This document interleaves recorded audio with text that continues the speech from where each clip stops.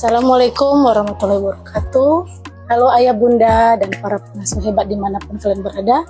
Selamat datang di podcast pengasuhan anak usia dini.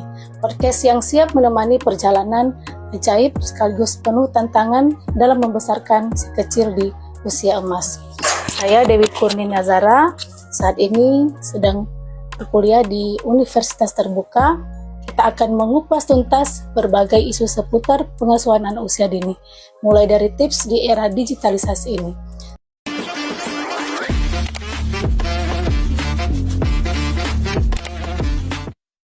Saat ini saya sudah bersama dengan narasumber hebat pertama kita.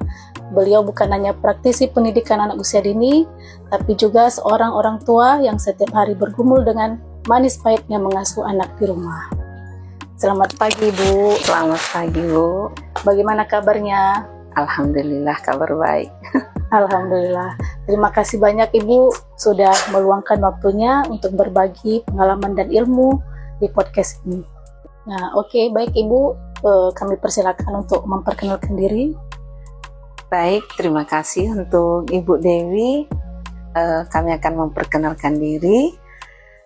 Nama saya Nazmin Nur.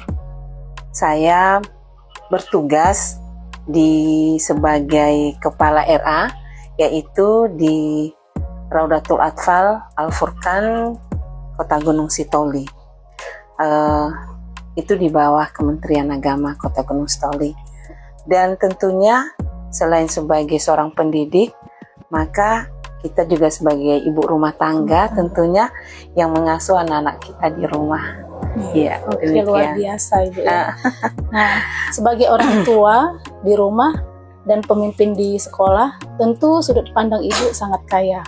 Kita akan kupas tuntas bagaimana menyinergikan ilmu teori dan sekolah dengan kenyataan di rumah. Dan langsung saja kita mulai diskusinya. Ibu, kami memahami bahwa pengasuhan di era digital memiliki tantangan tersendiri. Berangkat dari kondisi ini, kami ingin menggali lebih dalam mengenai pendekatan Ibu. Seperti apa cara Ibu mengasuh anak di rumah, khususnya saat anak selalu menuntut untuk diberikan gawai atau gadget dalam kesehariannya? Ya, tentunya kita melihat saat ini bahwa dunia itu, anak itu adalah dunia gadget ya Bu ya. Iya, saat ini anak-anak, jangankan anak yang memang masih remaja, anak kecil, anak usia dini sudah tahu bagaimana menggunakan gadget. Nah, tentunya kita sebagai guru dan juga orang tua, kita harus memberikan pengasuhan yang terbaik kepada anak. Yang artinya bahwa kita harus memberikan perhatian penuh, memberikan edukasi kepada anak, bagaimana cara menggunakan gadget yang baik itu. Artinya kita juga memberikan batasan-batasan penggunaan gadget itu sendiri. Bahwa gadget itu selain memberikan sisi positif, juga akan memberikan dampak negatifnya. Iya, benar sekali Bu. Berarti kita harus punya edukasi tersendiri untuk anak-anak kita ya. Agar dampak dari gadget tadi ya dapat diterima anak itu sebagai dampak positif. Benar sekali Bu Dewi. Ya Bu, selanjutnya perkembangan teknologi tentu menuntut kita untuk memiliki kebijakan di rumah. Nah, kami ingin tahu di rumah Ibu seperti apa aturan yang Ibu berikan kepada anak di era digital ini? Ya, kalau di rumah tentunya penggunaan gadget tadi ya Bu ya. Kita melihat anak-anak mungkin mengerjakan tugas saat ini dengan menggunakan gadget, maka kita harus memberikan selain batasan, ada peraturan. Andaikan anak kita misalkan tidak mengindahkan apa yang kita sampaikan bahwa penggunaan gadget itu seperti ini loh nak, maka kalau memang anak kita tersebut tidak mengindahkan, maka kita perlu memberikan peraturan atau kedisiplinan kepada mereka. Bahwa mungkin kita bisa saja memberi kalau memang tidak diindahkan apa yang kita sampaikan, maka bisa sekali-sekali gadget itu kita sita ya sebagai orang tua, bahwa nanti setelah beliau mengetahui ini dampaknya, seperti ini penggunaannya, maka kita sebagai orang tua boleh memberikannya kembali. Iya, wah. Seperti itu. Bagus sekali, Bu. Jadi anak-anak pun bisa tahu nanti apa batasannya. Iya, dan benar. mereka juga mungkin lama-lama akan terbiasa dengan aturan itu ya. Betul Bu, ya? sekali, Bu. Iya. Nah, kemudian Ibu, hubungan orang tua dan anak adalah fondasi utama ya. Ya. Nasihat yang kita berikan seringkali menjadi bekal hidup untuk mereka. Boleh ceritakan sedikit Ibu, seperti apa nasihat yang biasanya Ibu berikan kepada anak Ibu? Iya, menarik sekali ini. Ya. Tentang nasihat kepada anak. Ini memang kewajiban kita sebagai orang tua, ya Bu Dewi, selain sebagai guru, bahwa guru itu kan sebagai pengganti orang tua di sekolah ya. Dan mungkin tentunya kita juga sebagai orang tua yang sepenuhnya kepada anak-anak di rumah, tentu setiap hari harus memberikan nasihat kepada anak-anak kita. Yang artinya kita mengambil satu momen ya untuk memberikan nasihat kepada anak-anak kita. Terkadang anak-anak itu kalau moodnya masih belum baik. Maka nasihat yang kita berikan itu mungkin tadi cara kita bisa membuat dia tidak nyaman. Nah, oleh karena itu nasihat yang kita berikan itu yang memang betul-betul memberikan nilai positif kepada anak-anak kita. Bahwa nasihat itu juga harus sesuai dengan kepribadian kita. Bahwa kita sebagai orang tua adalah merupakan madrasah pertama ya, sebagai contoh dan teladan kepada anak-anak kita. Jadi yang artinya nasihat kita itu harus sesuai dengan kepribadian kita sebagai orang tua. Wah, luar biasa. Berarti selain nasihat juga kita harus menjadikan diri kita contoh ya. Contoh, kepada anak-anak iya benar sekali. Ya. Iya, jadi betul. akhirnya nanti anak-anak juga akan terbiasa ya dengan nasihat yang diberikan, juga dengan perilaku kita, mereka juga akan mencontoh. Benar sekali. Nah, baik Ibu, tadi berhubungan dengan nasihat tadi ya. Ketika anak menunjukkan penolakan terhadap nasihat atau aturan yang Ibu berikan, hal itu pasti menuntut reaksi dan tindakan dari Ibu. Jika anak Ibu tidak mengindahkan apa yang Ibu nasihatkan atau tidak melaksanakan aturan, apa yang akan Ibu lakukan terhadap anak Ibu? Iya, tentunya seperti apa yang kami sampaikan tadi ya Bu Dewi, bahwa kita untuk memberikan pengajaran kepada anak ini, tentunya bukan selain nasihat, kita juga memberikan contoh yang baik. Nah, apabila kedua-duanya ananda kita ini tidak mengindahkannya, maka kita perlu sekali-sekali memberikan ketegasan dan kedisiplinan kepada anak-anak. Yang ini merupakan bukan bentuk hukuman ya, tapi ini juga merupakan kedisiplinan bahwa anak-anak kita harus terbiasa dari usia dini sampai mereka dewasa nanti. Kita jangan membiarkan mereka dengan tidak adanya kedisiplinan, baik itu kedisiplinan waktu, kedisiplinan pada diri sendiri, dan mungkin lain-lain. Maka kita harus memberikan ketegasan berupa peraturan-peraturan yang memang ada kesepakatan bersama. Yang apabila kesepakatan itu tidak dilaksanakan, maka dalam tanda kutip mungkin anak kita akan kita berikan sanksi gitu. Tapi sanksinya yang memberikan edukasi. Jangan sampai menyakiti tidak fisiknya menyakiti juga. Ya benar sekali. Nah, dan apa yang mendasari keputusan Ibu tersebut? Bahwa yang mendasari keputusan itu bahwa anak ini adalah anugerah ya dari Allah Subhanahu wa Ta'ala, merupakan titipan. Maka kita sebagai orang tua harus memberikan kasih sayang penuh. Maka dalam kehidupan kita ini mereka adalah memang anak kita, tapi mereka juga punya hak ya. Maka kita sebagai orang tua harus memiliki ilmu dalam memberikan pengajaran dan mendidik anak-anak kita. Jadi jangan serta-merta karena kita orang tua maka kita bebas dong untuk memberikan apa kepada anak-anak, tapi tidak. Yang artinya kita sebagai orang tua juga harus menyadari, mungkin kita juga memiliki kekurangan dan kesalahan, maka kita harus ini ya, kepada anak kita juga seperti itu. Iya, luar biasa sekali ya Ibu ya. Iya. Nah selanjutnya sebagai seorang ibu, tentu Ibu juga berinteraksi atau setidaknya terpapar dengan berbagai konten pengasuhan di media sosial. Nah bagaimana Ibu melihat fenomena mom sharing dan pamer parenting yang sedang berseliweran di media sosial?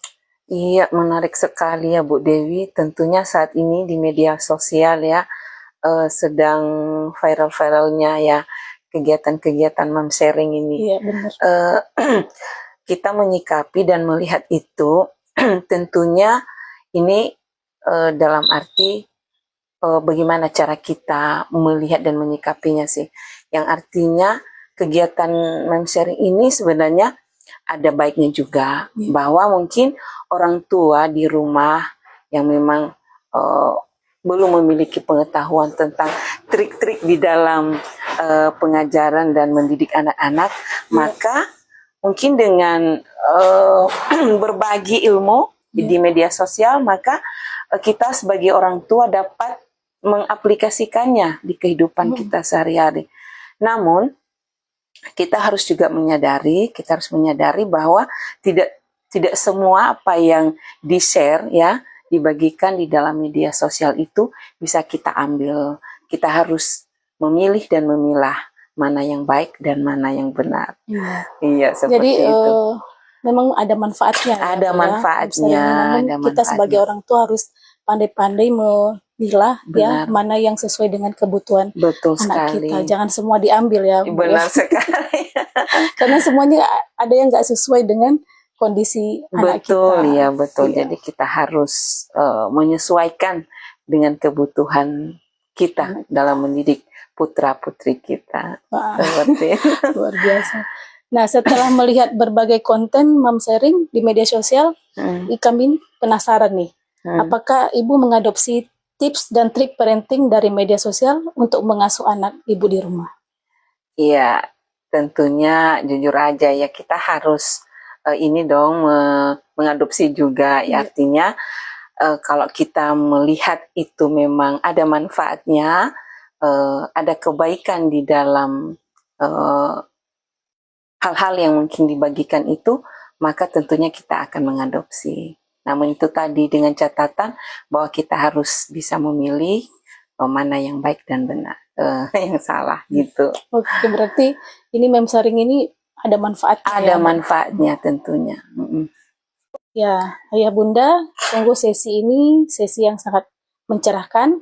Kita telah mendengar langsung dari Ibu narasumber kita, yaitu Ibu Nasmin, mengenai kompleksitas dan peluang dalam mendampingi tumbuh kembang anak di tengah laju digitalisasi yang begitu pesat.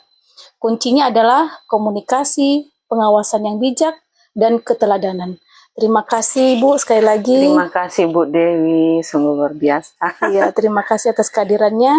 Untuk Ayah Bunda, kami harap diskusi ini dapat menjadi bekal refleksi bagi Anda. Ya, terima kasih. Sampai jumpa lagi. Sampai ketemu lagi Bu Dewi. Dadah.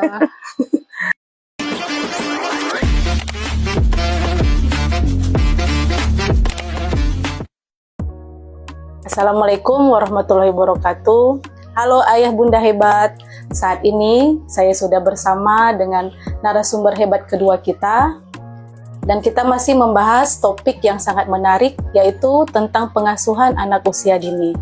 Untuk membedah rahasia pengasuhan yang efektif dan berbasis ilmu, kita telah bersama dengan seorang pakar yang luar biasa. Beliau adalah dosen yang fokus pada perkembangan dan bimbingan mental. Selamat malam Ibu. Selamat malam juga Ibu. Bagaimana kabarnya Ibu? Kabar saya baik dan gembira karena Ibu berkenan datang di rumah konseling saya. Wah, luar biasa. Ya Ibu, langsung saja untuk memperkenalkan diri. Baik, perkenalkan nama saya Seni Karyawati Laia. Background studi saya adalah psikologi dan juga konseling. Kemudian saya juga adalah seorang psikolog pendidikan. Saya berprofesi tentunya sebagai seorang psikolog, juga konselor, dan diberikan kepercayaan juga untuk mendidik mahasiswa ya, jadi sebagai dosen di Prodi Bimbingan Konseling Universitas Nias. Wah, luar biasa. Terima kasih banyak sudah meluangkan waktu untuk berbagi ilmu dan pengalaman di podcast ini. Sama-sama. Ya Ibu, hari ini kita akan fokus pada peran keluarga dalam pengasuhan anak di era digitalisasi.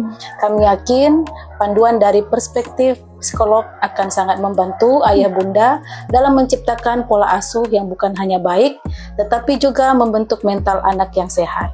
Sudah tidak sabar, mari kita langsung mulai diskusinya.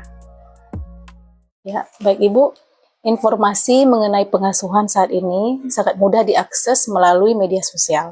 Berdasarkan pengamatan dan pandangan Ibu, menurut Ibu, apakah pola asuh atau parenting orang tua sekarang telah dipengaruhi oleh tips dan trik parenting yang telah banyak bertebaran di media sosial?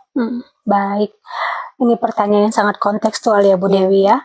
Dan sebelumnya kita mesti memahami dulu sih, kita mesti sepakat dulu bahwa pada dasarnya media sosial itu tujuannya baik ya, gitu. Dan lewat media sosial kita dapat banyak informasi terkait salah satunya melalui parenting. Nah, jadi kalau ditanya apakah perkembangan teknologi kemudian media sosial cukup mempengaruhi pola seorang tua, kalau yang saya perhatikan cukup mempengaruhi sih, tapi sayangnya mereka itu lebih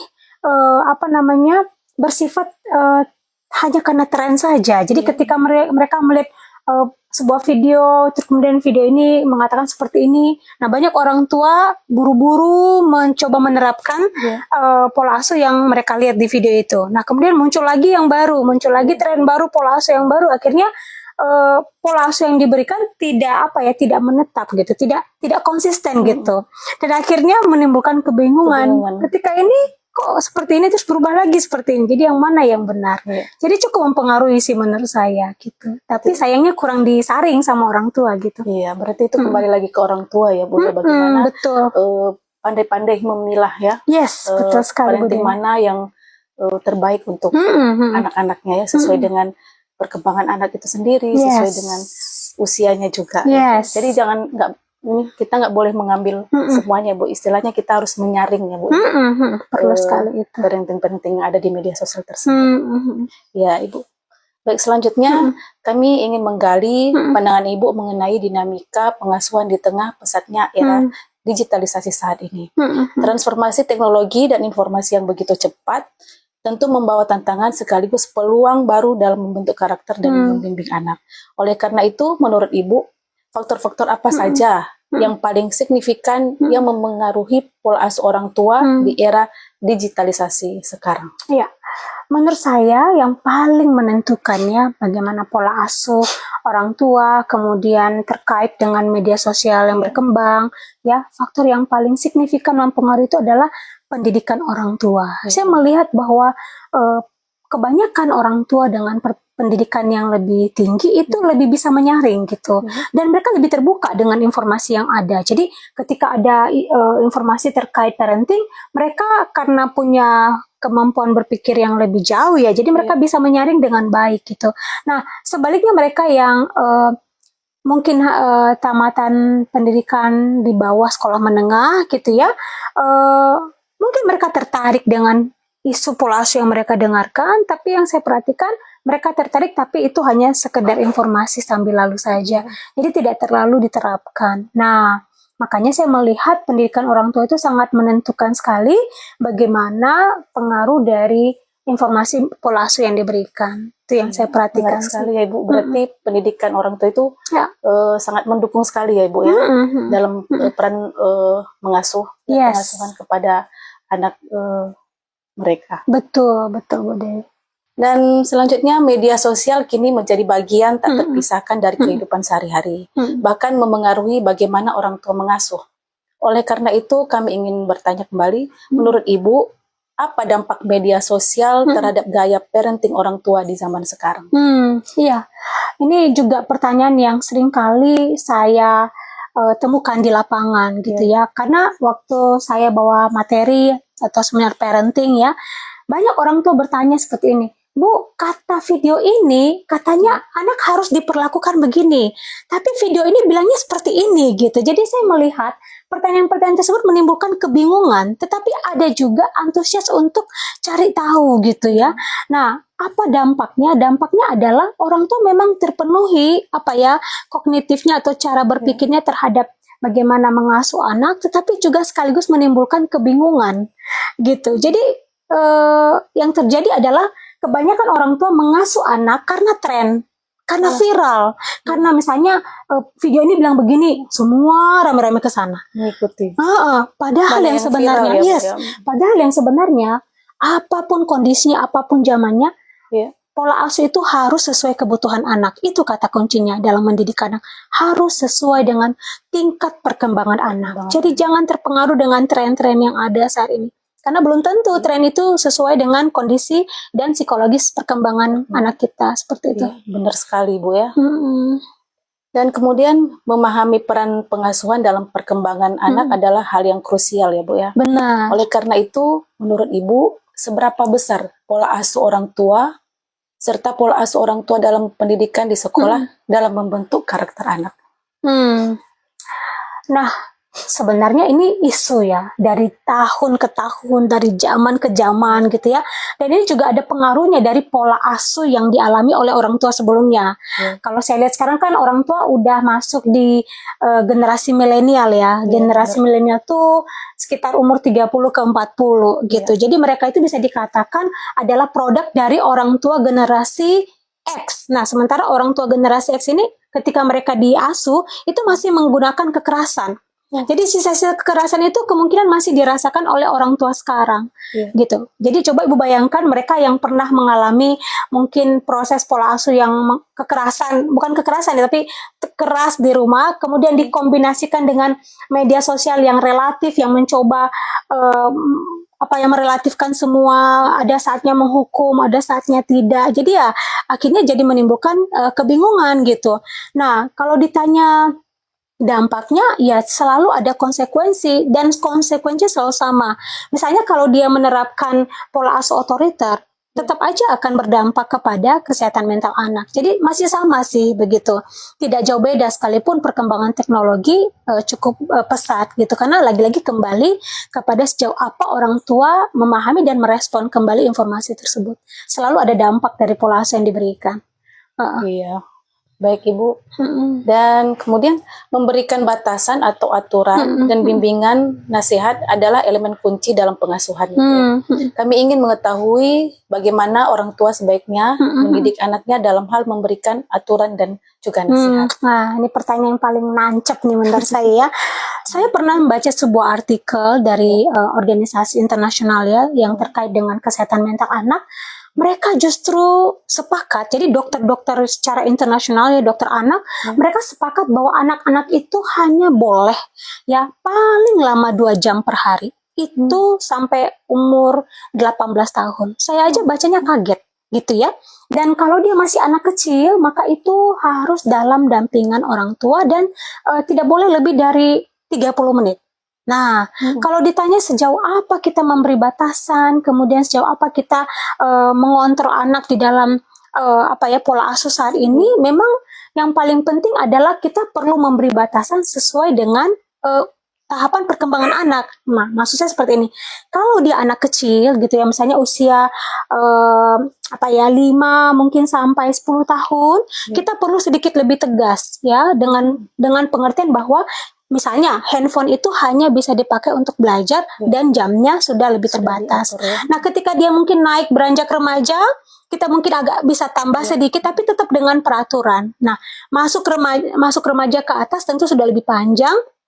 Tetap yang penting jangan lupa ya, batasan boleh ada, tapi kenapa dibatasi itu tidak kalah penting dari sekedar batasan. Sehingga anak-anak itu mereka tahu bahwa handphone ini memang penting, tapi saya juga harus membatasi diri menggunakannya.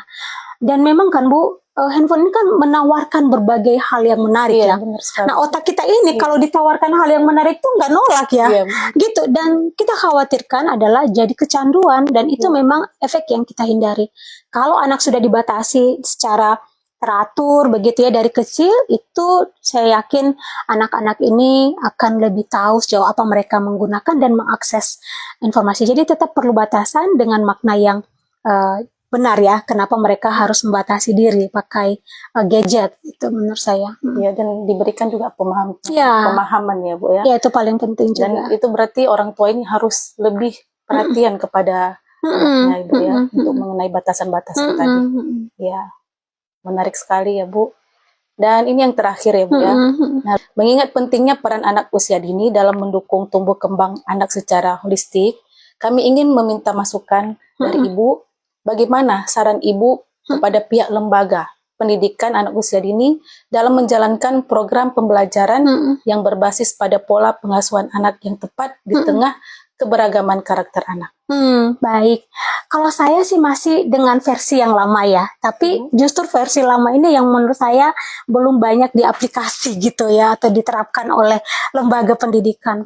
Dari dulu kita di psikologi pendidikan mempercayai bahwa anak itu harus dididik sesuai tahapan perkembangan anak. Jadi penting sekali lembaga pendidikan itu memperhatikan untuk anak usia dini itu kan ada batas usianya ya Bu ya. Nah, kita lihat tugas perkembangannya sejauh apa gitu. Jadi nggak usah terlalu memaksakan anak itu harus sudah lebih jauh pemahaman atau pengetahuan yang mereka ketahui, karena pada masanya dia akan mempelajari itu kok gitu. Kecuali memang di sekolah itu, di PAUD itu kita lihat anaknya memiliki mungkin kecerdasan yang berbeda dari yang lain, tapi kami sepakat ya, para psikolog pendidikan sepakat bahwa anak-anak itu perlu dilatih, diajar, dibimbing secara sesuai dengan tahapan perkembangan mereka. Makanya belajar sambil bermain itu adalah tahap yang paling pas untuk mendidik anak-anak. Saya nggak mau panjang-panjang Bu, itu yang paling yang saya pikir perlu ini ya, coba dikaji ulang lagi. Iya Ibu. Baik Ayah Bunda hebat. Kita sudah banyak belajar hari ini, mulai dari pentingnya peran keluarga dalam pengasuhan anak di era digitalisasi. Ingatlah tadi yang dikatakan oleh Ibu Sendaia sebagai psikolog pendidikan, menekankan bahwa meskipun informasi terkait pola asuh banyak berseliweran di media sosial, tetapi pola asuh tetap harus memperhatikan tahapan perkembangan anak. Karena tips parenting yang ada belum tentu sesuai dengan tahapan perkembangan dan kondisi mental anak kita. Baik Ibu, terima kasih sudah banyak berbagi pengalaman dan ilmu di podcast ini. Ya, terima kasih kembali Bu Dewi.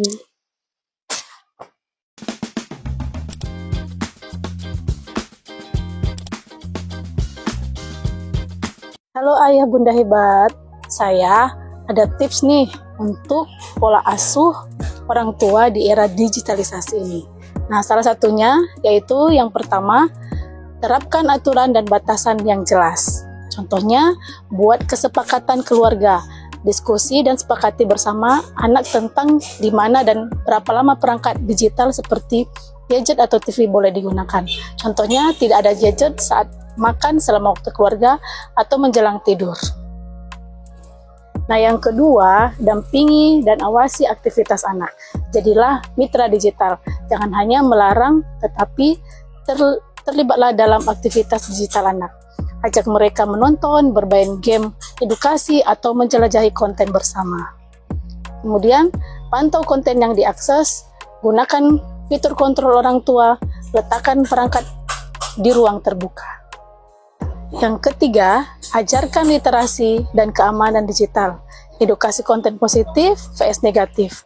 Ajarkan etika digital, keamanan diri, online, seperti ajarkan anak untuk tidak mudah berbagi informasi pribadi, laporkan konten negatif. Dan yang keempat, prioritaskan komunikasi dan aktivitas di dunia nyata. Bangun komunikasi terbuka, jadilah teladan, dan ciptakan aktivitas alternatif. Ayah Bunda, kita telah sampai pada penghujung podcast. Setelah kita mendengar pemaparan dari kedua narasumber, kita dapat ambil hal-hal positif dan dapat kita jadikan pelajaran untuk peningkatan kualitas pengasuhan terhadap anak, baik di rumah, di lingkungan tempat tinggal, serta sekolah tempat anak mengenyam pendidikan. Semoga podcast ini dapat bermanfaat bagi Ayah Bunda sekalian. Terima kasih. Assalamualaikum warahmatullahi wabarakatuh. Dadah.